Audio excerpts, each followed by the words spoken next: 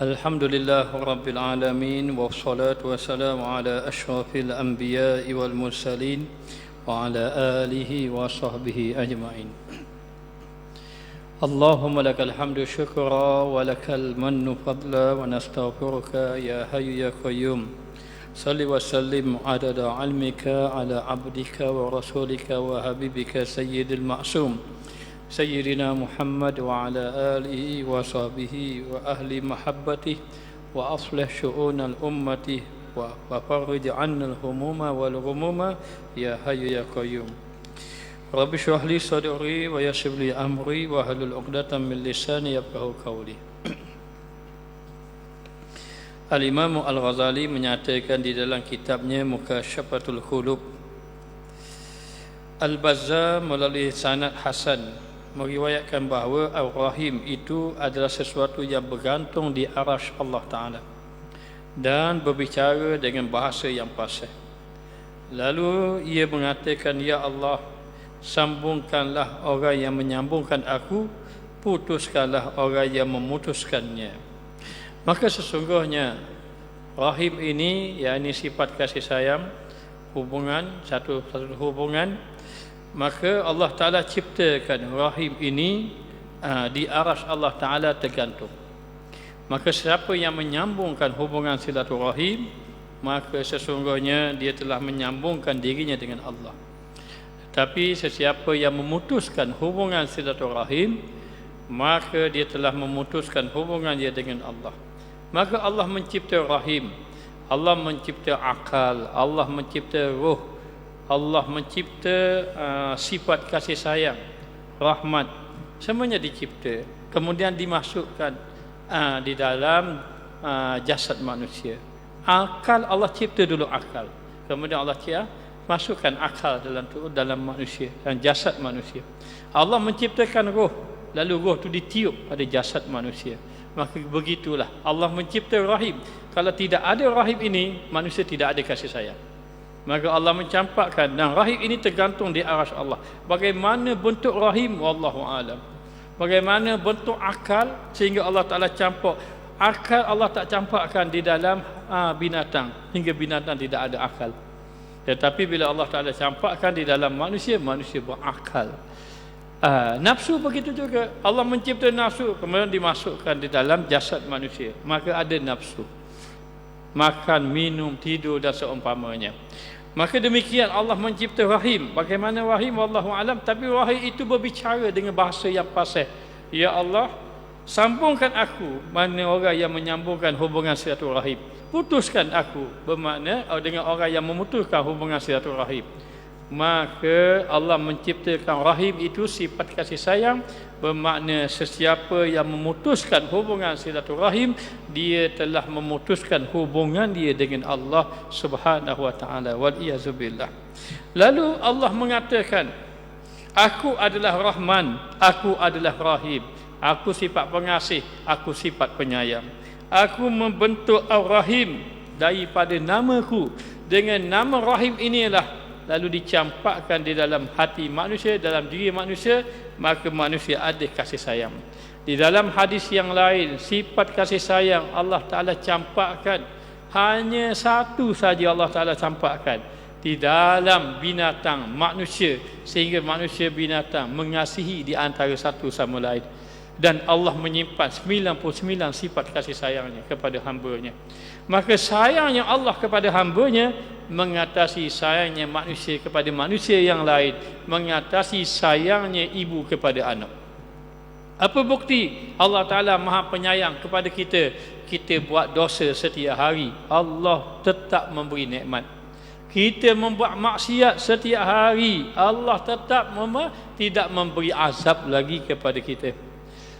Maka ini di antaranya. Dan kita tidak perlu membeli oksigen, tidak perlu membeli air hujan, tidak perlu membeli cahaya matahari. Allah dah sedia belaka untuk kita semua. Hanya tugas kita, wa ma khalaqtul jinna wal insa illa liya'budun, tidak aku jadikan jin dan manusia kecuali untuk mengabdikan diri kepada Allah. Maka wahai manusia, seolah-olah Allah nak mengatakan, aku jadikan kamu wahai hamba aku supaya kamu ibadat kepada aku. Ibadatnya sang hamba kepada Allah, Allah tidak mengambil manfaat sedikit pun, kerana Allah tidak berhajat kepada manfaat makhluk.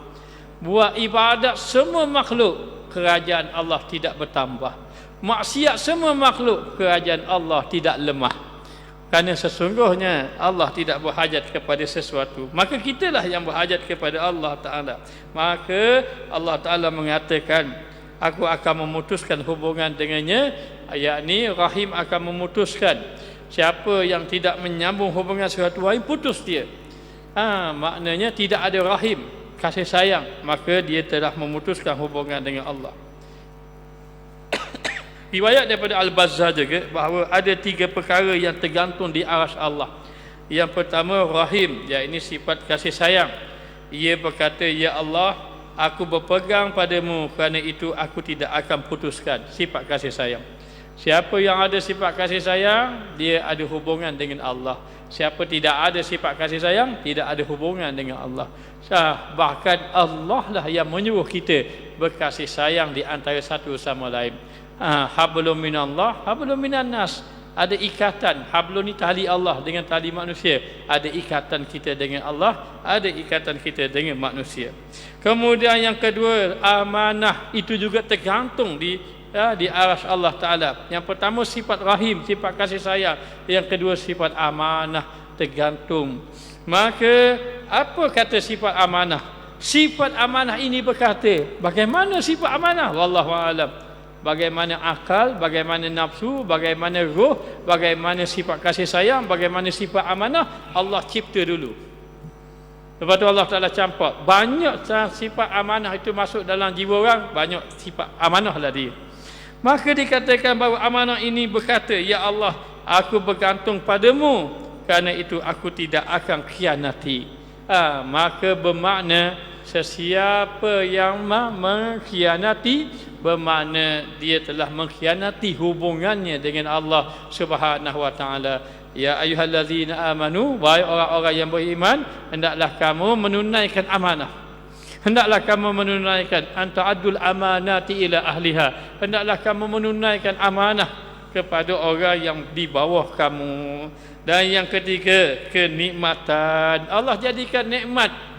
Maka kita makan nasi ada nikmat, kita tidur ada nikmat. Maknanya, maka Allah bagi nikmat. Maka nikmat itu Allah Ta'ala campur. Sebab itu bila Allah Ta'ala tarik nikmat, kita makan nasi yang sama, buah yang sama, tapi tak rasa selera. Bila sakit saja, maka Allah Ta'ala pegang sikit nikmat tadi.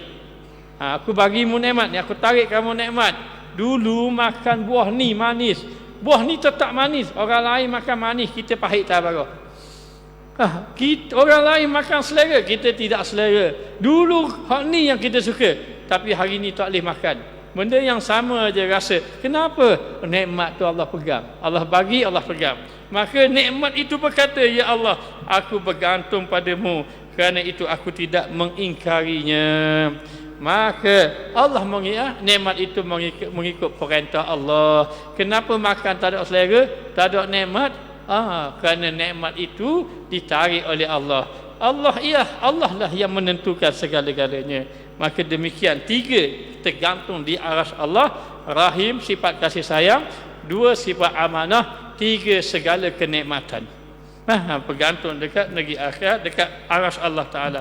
Lalu Al-Bazzar meriwayatkan lagi, dan juga Al-Imam Baihaqi meriwayatkan bahawa tukang cap bergantung pada tiang arasy Allah Ta'ala. Tukang cap bergantung pada tiang arasy Allah Ta'ala. Apabila rahim disakiti, macam mana rahim disakiti? Seperti orang putus hubungan silaturahim, yakni antaranya kemaksiatan dilakukan dan lancang, yakni melampaui batas kepada Allah Ta'ala. Allah Ta'ala mengutuskan untuk cop hati itu. Cop pula tergantung. Tukang cop tergantung. Orang ini putus hubungan silaturahim, Allah Ta'ala, Allah terang, wahai tukang cop hati dia, dicopkan hati dia. Maknanya siapa yang derhaka pada Allah, siapa yang buat maksiat, maka ditugaskan tukang cop tadi, maka diutuskan, Allah utuskan untuk cop hati orang itu, setelah itu dia tidak memahami sesuatu, setelah itu dia tidak ada kebaikan apa-apa. Kenapa kita bagi nasihat? Kenapa orang tidak beriman itu tidak beriman? Beri nasihat tak beri nasihat, sawaun alaihim a anzabtahum allam tun la yu'minu, sama aje. Kenapa? Kerana disebut khatamallahu ala qulubihim, dicop hati mereka. Tukang cop itu ada. Tukang cop itu maknanya telah diperintahkan. Bila orang ini buat macam ni je, dia buat maksiat je, Allah Ta'ala kata cop hati dia, pok dicop hati dia.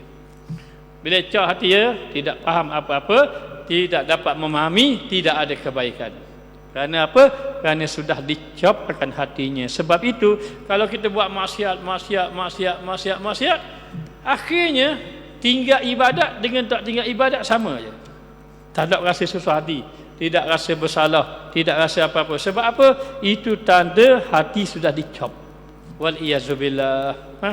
Sebab itu dia kata jangan biar dicop. Wa atbi'is sayyi'ata hasanata tamhuha.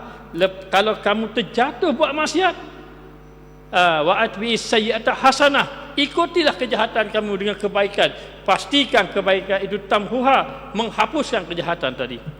Ayat itu hadis Nabi. Allah berfirman, innal hasanati yuzhibunas sayyi'at. Sesungguhnya kebaikan-kebaikan yang kamu buat menghilangkan kejahatan. Menghilangkan kejahatan. Maka ini sahabat Nabi, dia jumpa satu orang wanita, wa qabbalahu. Qabbala ni dia kucup, wallahu alam pipi ke mata telinga ke tak tahulah, tapi dalam hadis tu dia tulis sahabat Nabi tu ya qabbalahu. Siapa satu orang wanita, dia mengucupnya, dia pergi jumpa Nabi, dia tu penuh doa aku. Gitu bahasa Terengganu gitulah, penuh jana dah. Maknanya penuh jana dah, dia beritahu, qad halaktu ya Rasulullah, aku telah binasa ya Rasulullah. Rasulullah tak layan. Dia mari belum ni, aku penuh dah, dia lari. Rasulullah tak layan. Masuk azan berkumandang. Berkumandang, Rasulullah sibukkan dengan menjawab azan bersama dengan sahabat, sibuk dengan sembahyang sunat. Lepas sembahyang sunat, Nabi sembahyang berjemaah, dia pun sembahyang jemaah. Dia mari pula. Rasulullah tanya, tidakkah kamu sembahyang dengan Rasulullah tadi? Ya, sesungguhnya kebaikan yang kamu lakukan menghapuskan kejahatan. Innal hasanat yuzhibunas sayyiat. Maka kalau kita buat maksiat, kita cepat-cepat bertaubat kepada Allah, kembali kepada Allah, dan kita memang banyak dosa. Sikit banyak je. Ada orang lebih banyak, ada orang lebih, ada boleh jadi kita lebih banyak pada orang begitu. Baik. Al-Imam Bukhari dan juga Al-Imam Muslim meriwayatkan, barang siapa yang beriman kepada Allah dan juga hari akhirat, hendaklah dia sambung akan silaturahim. Hendaklah dia sambung silaturahim. Dan barang siapa yang beriman dengan Allah dan juga hari akhirat, hendaklah dia bercakap dengan yang baik, ataupun dia ini diam. Maka na yu'minu billahi wal yaumil akhir. Orang yang beriman dengan Allah dan hari akhirat, hendaklah dia sambung silaturahim. Itu tanda dia beriman dengan Allah, beriman dengan hari akhirat. Maka na yu'minu billahi wal yaumil akhir. Siapa beriman dengan Allah dan hari akhirat, hendaklah dia bercakap baik, faliyakul khairan. Dan kalau cakap tak boleh nak cakap baik sebab kita tak hati nak cakap, au yasmut, atau mudiam. Atau kamu diam. Nak kata hukum takut salah hukum, akhirnya tak berani nak kata baik, diam lebih baik daripada berkata-kata. Lalu ulama mengatakan, sesiapa yang percakapannya mendatangkan pahala, afdal bagi dia banyak bercakap. Kenapa percakapan dia mendatangkan pahala? Sesiapa yang percakapan dia membawa dosa, afdal dia diam daripada bercakap. Maka ini tandanya. Kerana apa? Kerana percakapan kadang-kadang boleh terputus hubungan silaturahim. Jangan minta maaf. Nabi sebut la tamzah, jangan kamu banyak bergurau. Ini contoh. Satu orang, satu masjid, satu surau buat jamuan. Contoh saja ni, buat jamuan. Ada makanan banyak, ada jemaah dah balik, makan makanan tak habis. Jadi bila tengok makanan tak habis, ambillah makanan awak alik. Lalu dia kata, "Warna awak alik lapar sangat ke?" Akibat perkataan ini, tak pergi masjid sampai ke mati. Tak pergi masjid, tak pergi surau ni, sampai ke mati. Tak pergilah. Berasa hati kita ni bukanlah apa sangat, kita tambah ibadah. Dia kata depan orang ramai pula. Akhirnya sekali betul lah, satu orang baru balik daripada medan perang. Bukan baru balik, dia ini syahid pada jalan Allah. Baru daripada medan perang. Dia tentera Uhud, bukan tentera Badar. Tentera Badar semuanya ahli syurga, 313, menempati Nabi 313. Maka tentera Uhud balik. Lalu bila balik sahaja, lalu berkata ahli keluarganya, untung kamu mati syahid, untung kamu masuk syurga. Nabi kata, mana tahu.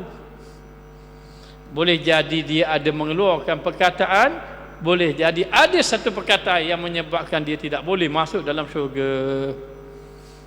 Bahaya kita ni. Kita pun dah banyak cakap maknanya. Sebab tu Nabi pun bersabda, bihasbi mri'in minasyarri an yahkira akahu muslim.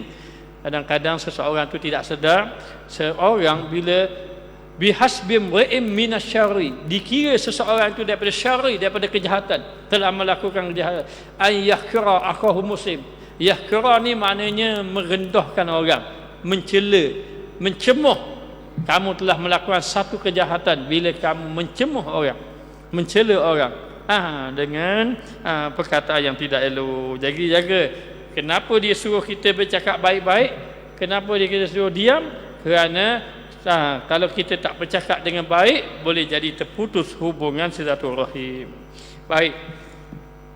Di tempat yang lain ada meriwayatkan, barang siapa yang ingin diluaskan rezeki, maka disambungkan hubungan silaturahim. Ada yang menyatakan bahawa siapa yang nak panjang umur, maka disambungkan hubungan silaturahim. Maka orang yang nak luas rezeki, dia kena berbaik-baik dengan orang. Jangan ada permusuhan. Ya, kadang-kadang kita berasa hati juga dengan orang. Orang kata, kadang orang fitnah kita dan seumpamanya. Maka kita nak tak nak, kita kena pegang juga, kita kena maafkan kesalahan orang. Pastikan para jemaah, kita nak tidur, kita dah niat dengan Allah.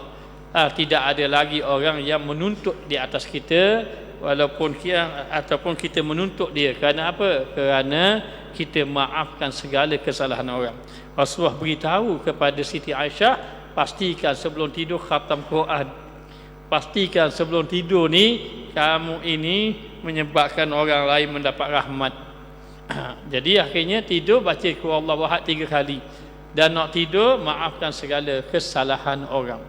Maka dikatakan bahawa bila kita menghubung silaturahim, kita membuang segala sifat kebencian dan seumpamanya, maka dikatakan rezeki kita akan jadi luas. Rezeki ni, kita kalau sebut rezeki, kita nampak duit saja. Rezeki ni ada 3.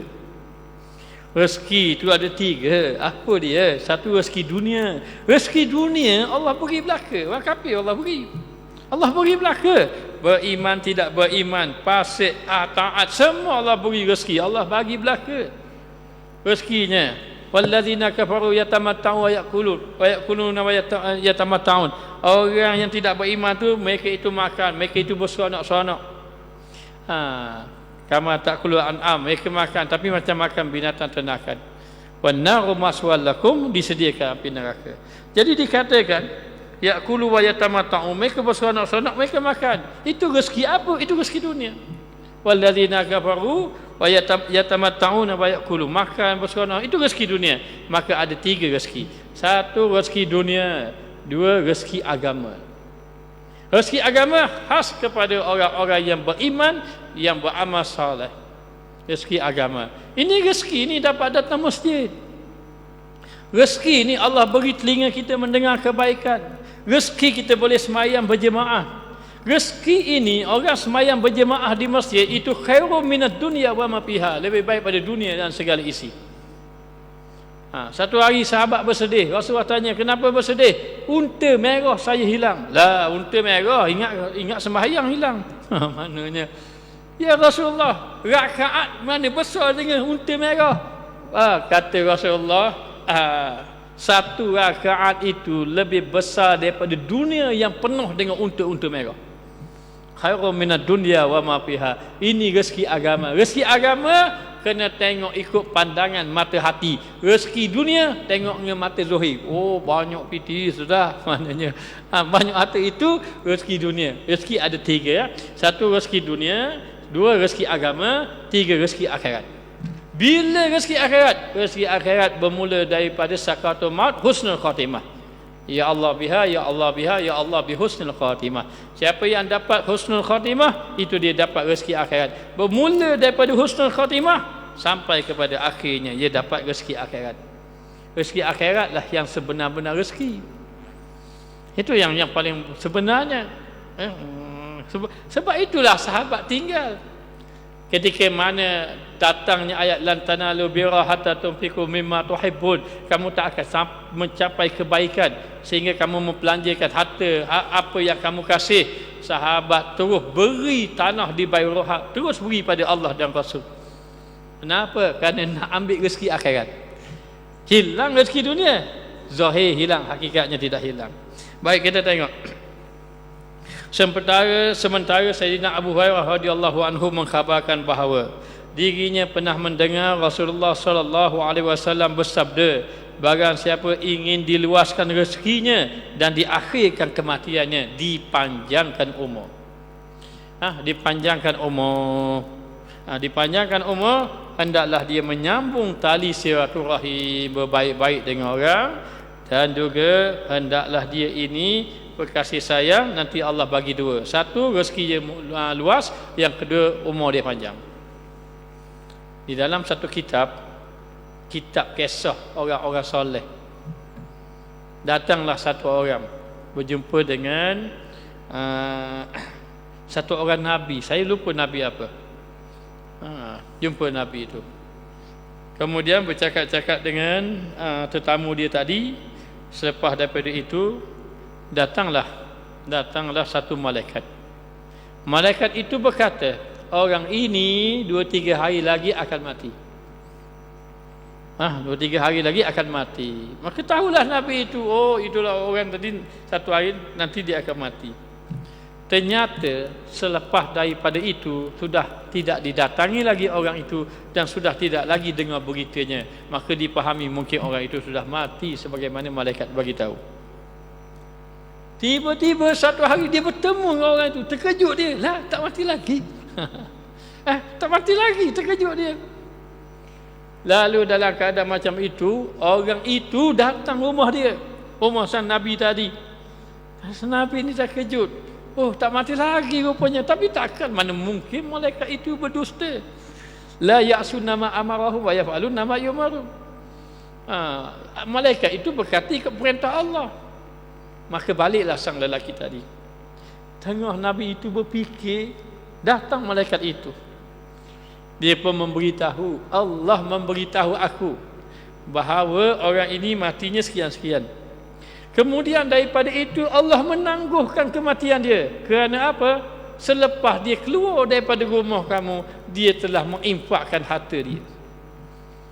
Dia infakkan harta dia. Maka dengan sebab infak harta dia, Allah panjangkan umur dia. Panjangkan umur dia. Dan dia telah menyambung hubungan silaturahim. Selepas pada dia pergi rumah kamu, dia pergi rumah kaum kerabat dia, dia sambung hubungan silaturahim. Dengan sebab itulah Allah panjangkan umur dia, Allah luaskan rezeki dia. Itu. Maka dikatakan bahawa riwayat, barang siapa yang nak panjang umur, siapa nak panjang umur, maka hubungan silaturahim, jangan ada balas dengan orang, jangan ada benci pada orang. Walau orang tu buat zalim kita, walau orang khianat kita, walau orang tu kata kita pada kita, jangan kita benci pada dia, dan kita maafkan dia. Allah panjangkan umur kita, panjang umur dalam kebaikan. Siapa yang buat baik, dipanjangkan umur, Allah beri dia panjang umur di dalam kebaikan. Maka manusia ini ada 4. Satu, Allah Ta'ala beri dia ini panjang umur, ibadat, kebaikan banyak, ini orang terbaik. Yang kedua, Allah Ta'ala beri panjang umur, akan tetapi maksiat dia panjang, ini tidak baik. Yang ketiga, Allah beri pendek umur, tetapi ibadat dia banyak, ini untung juga. Yang keempat, Allah beri pendek umur, ya ibadat dia pun pendek juga. Ini pun tidak baik. Yang baik ibadat banyak. Pendek umur ibadat banyak, itu bagus. Lagi bagus panjang umur ibadat banyak, lagi bagus. Moga-moga Allah Ta'ala beri kita ni termasuk di kalangan orang yang dipanjangkan umur di dalam kebaikan. Al-Imam Bukhari dan juga Tirmizi meriwayatkan, pelajarilah nasib kamu, bukan nasib, nasab keturunan kamu. Pelajarilah nasab kamu yang kamu hubungkan tali silaturahim. Dia tulis ni pelajari. Kalau kita tengok-tengok, kenalilah nasab kamu. Nasab kamu yang kamu hubungkan silaturahimnya, kerana silaturahim adalah kecintaan di dalam keluarga, kekayaan dalam harta dan pengakhiran dalam kematian. Yakni bertambah ilmu, bertambah usia. Apa maksud dia pelajari? Sebenarnya kenalilah keturunan kamu, nasab-nasab kamu. Biar kita kenal. Orang dulu begitu, sepupu macam adik-beradik betul. Sepupu, lah ni sepupu pun dok kenal. Sepupu pun dok kenal. Bala. Lah sepupu rupanya. Maknanya begitu. Orang dulu hubung silaturahim. Mari maknanya kenal mengenal di antara satu sama lain. Adapun hari ini semakin jauh. Maka dikatakan bahawa kamu kena kenal kaum kerabat kamu, dan bila kenal kamu sambung hubungan silaturahim. Sambung silaturahim ni orang dok faham, saya dak balah dia, bukan hak tu. Orang dok faham, saya dak balah dengan dak. Kata ulama, sambung silaturahim ini yang pertama saling ziarah, menziarahi kepada dia. Yang kedua, apabila dia sakit pergi melawat dia. Yang ketiga, apabila dia susah pergi tolong dia. Pergi tolong dia maknanya.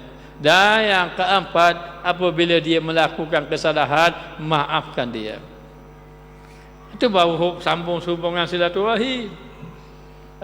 Ada ulama mengatakan lagi, hubungan silaturahim itu sambung benda yang putus. Maka sambung hubungan silaturahim itu ialah kamu ini bila lama terputus hubungan, sambung balik.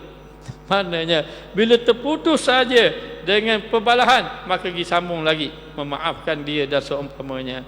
Maka orang yang menyambung hubungan silaturahim ini, dia akan dapat apa? Kekayaan di dalam harta, dan dia akan dapat panjang umur di dalam kehidupan dia. Al-Imam Abdullah Ibnu Al-Imam Ahmad di dalam Zawail Al-Musnad, Al-Bazzar melalui sanad yang baik, dan Al-Hakim meriwayatkan, barang siapa yang ingin dipanjangkan umur, ingin dipanjangkan umur, satu. Yang kedua, diluaskan akan rezekinya. Luas rezeki jadi murah. Luas rezeki ni, apa maksud luas rezeki? Yang pertama, Allah jadikan rezeki kita cukup. Rezeki cukup. Bila rezeki cukup, maknanya tak ada hutang orang. Cukup dah. Yang kedua, Allah Ta'ala beri rezeki kita barakah. Apa makna barakah? Rezeki kita bawa kepada kebaikan. Ada kereta pergi masjid, maknanya ada kereta pergi masjid. Ada rumah tempat orang soleh mari, orang ramai mari, tetamu mari, itu ada kebaikan. Rezeki maknanya dia ada keberkatan. Yang kedua, ada keberkatan yang dikatakan bahawa diluaskan rezeki, ada keberkatan. Yang ketiga, rezeki itu tidak dapat menghalang dia ibadat. Jangan sampai terhalang ibadat. Nak beki rumah, bekilah, tapi jangan sampai beki rumah mayang jadi lewat. Maknanya kejap nak mayang, nak masuk garis baru nak mayang so. Nak wagan ikat bata kejap. Nak wagan jadi dapat berkat macam mana? Maka dikatakan bahawa dikatakan rezeki akan jadi luas. Siapa yang nak panjang umur dalam ibadat, rezekinya luas. Dan yang ketiga, ditolakkan daripada kematian yang buruk, supaya mati dalam keadaan baik. Mati dalam keadaan husnul khatimah. Orang hebat lagi ada mati di dalam keadaan sembahyang pun ada. Mati dalam keadaan sembahyang, mati dalam keadaan tengah sujud, Masya Allah. Itu mati orang-orang yang baik. Maka dia kata, kalau kamu nak tiga ni, panjang umur, murah rezeki, mati dalam keadaan baik, hendaklah kamu bertakwa pada Allah. Apa makna takwa pada Allah? Ada 3. Yang pertama, al-khasyatu wal haibatu minallah, datangkan rasa takut kepada Allah. Macam mana datang pada takut? Ingat azab-azab Allah. Yang kedua, imtisalu awamirihi wajtinabu nawahihi sirran wa alaniyah. Yang kedua, takwa ialah kamu melaksanakan segala perintah-perintah Allah, kamu tinggalkan segala larangan Allah Subhanahu wa taala, sama ada terang-terangan ataupun tersembunyi. Yang ketiga tanzihul qulub, yakni kamu adakan penyucian hati dengan sembahyang banyak, dengan zikir banyak, dengan banyak bertaubat kepada Allah. Hendaklah kamu bertakwa. Ittaqullah haitsuma kunta. Bertakwalah kamu di mana saja kamu berada. Dan dikatakan hendaklah kamu bertakwa dan menyambungkan hubungan silaturahim. Sambung hubungan silaturahim di antara satu sama lain. Tidak ada permusuhan, tidak ada perbalahan. Dah kita manusia, ya, Saidina Umar balah besar dengan Saidina Abu Bakar Siddiq. Ada kisah dia. Balah besar. Bila balah besar, Saidina Umar paling muka pada Saidina Abu Bakar. Mohon you back him sikit, paling muka. Maknanya akhirnya Saidina Abu Bakar lari. Saidina Umar pun tengok Abu Bakar lari, dalam keadaan dia berpaling muka, Saidina Umar pun lari balik rumah. Tapi Saidina Abu Bakar As-Siddiq pergi jumpa Nabi sallallahu alaihi wasallam. Bila Saidina Umar balik ke rumah, dia mikir, tak jadi aku jumpa Rasulullah. Dia pun gigi, Saidina Abu Bakar ada dah depan Rasulullah. Maka Saidina Abu Bakar jumpa Rasulullah, Rasulullah tahu, mau balah dua. Bahasa Terengganu gitulah. Mau balah dua orang. Ini siapa sahabat besar? Ya Rasulullah, dialah gini-gini contohnya. Lalulah ketika itu Rasulullah memenangkan Saidina Abu Bakar. Wahai Umar, kamu tidak patut begini-begini. Ketika mana Rasulullah memenangkan Saidina Abu Bakar, Saidina Abu Bakar kata, ya Rasulullah, salah saya sebenarnya. Bukan salah dia, salah saya. Saya yang salah. Dia jadi gitu sebab saya. Maka Saidina Umar kata, tengok, dia bela aku pula. Bela aku pula. Akhirnya bermaaf-maaf teruslah kedua tadi. Nabi pun minta dia bersalaman, bermaaf-maafan. Maka dia pun maknanya bermaafkan. Kalau tidak ada Rasulullah, mungkin berterusan. Tetapi Rasulullah mengajar bagaimana agar kamu ini berbaik-baik. Lalu Allah menurunkan firman Allah Ta'ala, innamal mu'minuna ikhwatun fa aslihu baina akhawaikum. Sesungguhnya orang mukmin itu bersaudara. Bila kamu tengok orang mukmin balah, fa aslihu baina akhawaikum, kamu kena baikkan di antara dua orang yang berbalah. Biasalah kita manusia kadang-kadang cakap-cakap memang sedap, siapa masa marah go. Cakap memang sedap, siapa masa marah juga. Jadi kena muhasabah balik barulah.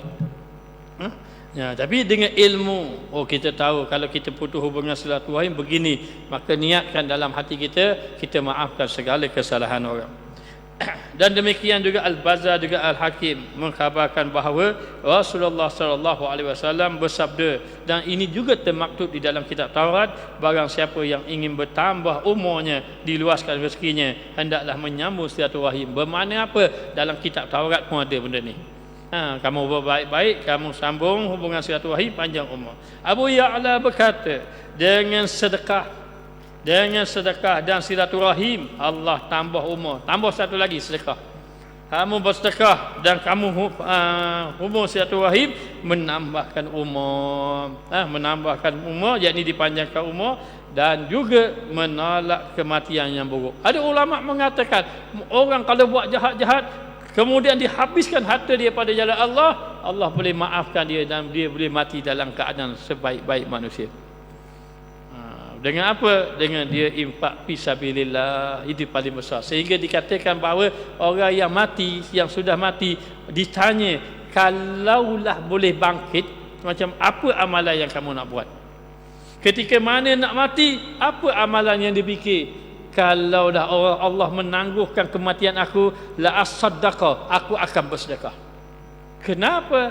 Kerana sedekahlah yang paling cepat mendapat keredaan Allah, dan as-sadaqatu tudfi'ul ghadab, sedekahlah boleh memadam kemarahan Allah. Maknanya tapi bagi yang memahami, jangan sayang harta kita, infaklah fisabilillah. Kemudian dikatakan bahawa dapat menolak kematian yang buruk, sedekah banyak-banyak supaya kita mati dalam keadaan baik, dan menolak segala yang dibenci. Benda-benda yang dibenci seperti apa? Musibah-musibah, rumah terbakar ke, contoh dia, ataupun kereta masuk gaung ke, dan seumpamanya. Benda-benda yang kita tidak suka, ataupun benda-benda yang kita khawatiri, maka bersedekahlah kamu pada jalan Allah. Masa saya belajar di pondok dulu, kata satu orang, dia kata apa? Dia kata kalau mau nak sembahyang hajat, mu sedekah siang hari. Nak sembahyang hajat malam, sedekah siang hari, kata. Maknanya yang kedua, kalau mu sakit mu sedekah, bukan tunggu orang sedekah kamu. Maknanya orang sakit orang mari atau piti, oh dah sakit, bukan gitu. Maknanya sedekah. Kenapa? Bila kamu sedekah, maknanya kamu sedekah, kamu doa minta dengan Allah mudah kabul. Mudah kabul.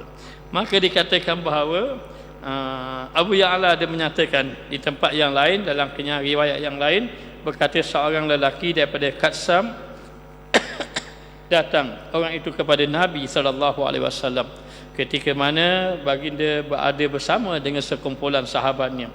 Lalu ia bertanya, adakah engkau ini utusan Allah? Dia tanya sahabat Nabi, adakah yang mengaku utusan Allah? Kamu ni utusan Allah? Rasul kata, ya benar. Ini seorang lelaki duduk depan sahabat, tiba-tiba datang seorang lelaki tanya, kamu ke Rasulullah? Kamu ke yang mengaku utusan Allah? Rasul kata, ya benar. Ya Rasulullah, amalan apa yang Allah suka sekali? Dia terus tanya. Kenapa dia bertanya? Kadang-kadang ada orang yang beriman di tangan sahabat, sehingga ada satu orang sahabat tu, dia pergi tawaf, ya Karim, ya Karim, ya Karim, ya wahai Allah yang mulia.